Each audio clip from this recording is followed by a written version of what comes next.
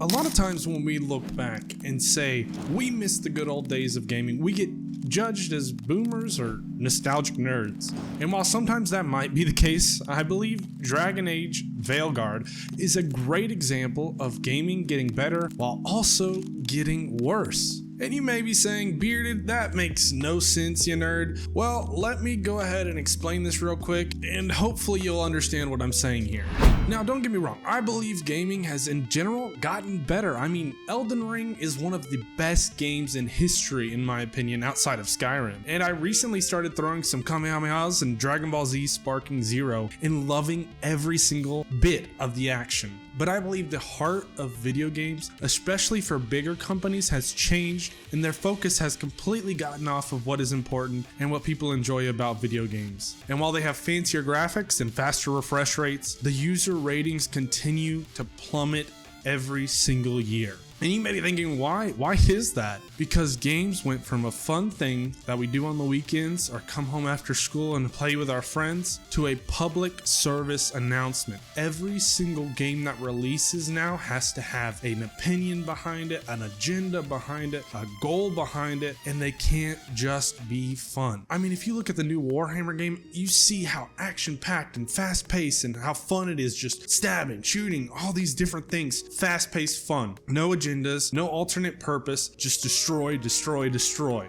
And it's so much fun. You can just sit there and enjoy what you're supposed to be doing. But Dragon Age the Veilguard is a great example of what not to do. Now, the game is beautiful. While at sometimes it looks pretty bad, overall it's a pretty gorgeous game. But every single path you choose leads to some form of sexual preference, a gender identity, someone who's struggling with their opinions or their desires or their intentions or their thoughts. And while I believe there are people who deal with that, why is it in a game? I mean, look at some of these clips. These are actual conversations in this game. And I'm going to show some that involve the dumb struggles that they talk about in here, and then also just some dumb dialogue that's in the game itself.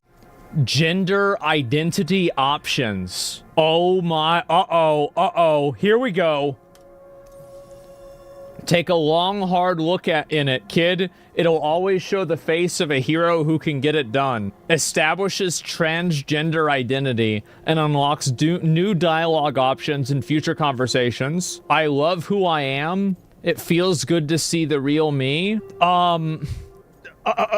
Should I do it? I mean, every single option makes me transgender. Now, why is this something I want to play? I mean, the combat's not terrible, but the story's not great. The dialogue sounds like my baby wrote it and she's 3 months old. But this is what gaming companies are pushing these days, and it is just frustrating. I personally am not here to judge or push my beliefs on anyone, especially on this YouTube channel, but why does it seem like every game I look at nowadays from these major companies is trying to push their agendas down my throat? I just want to work my day, take care of my baby, take care of my wife, come home, spend maybe an hour or two making a video or playing a video game, and shut off my brain. I know I'm gonna get hate because I disagree with this, which is an entire other problem. The fact that I can't have an opinion, and if I don't agree, I should shut up and die is what most people think. But this is not the place for it. Video games is not the place for your agendas to be pushed on people. People use these games to de-stress, and some people use it to escape the world they're in. I personally grew up in a bad situation. My mom was on drugs for most of my life. My dad had left, and my mom died when I was 15 of a drug overdose. And so video games was how I kept from realizing the real world, which was not a good thing, obviously. Now I do different things. Now I have different things I believe, but that was how I got through my life. No one wants these agendas, and some people just enjoy coming home and spending a couple hours playing games. I mean, I play Overwatch probably once a week. I mean, I come home and maybe spend a couple hours depending on how long I work. I wish I could spend more, but I got a job to do. But just kind of like, you know, relax, enjoy my time. And I don't want these agendas continuously pushed down my throat while I'm trying to destroy the evil wizard or the dragon slayers or become the stinking dragonborn.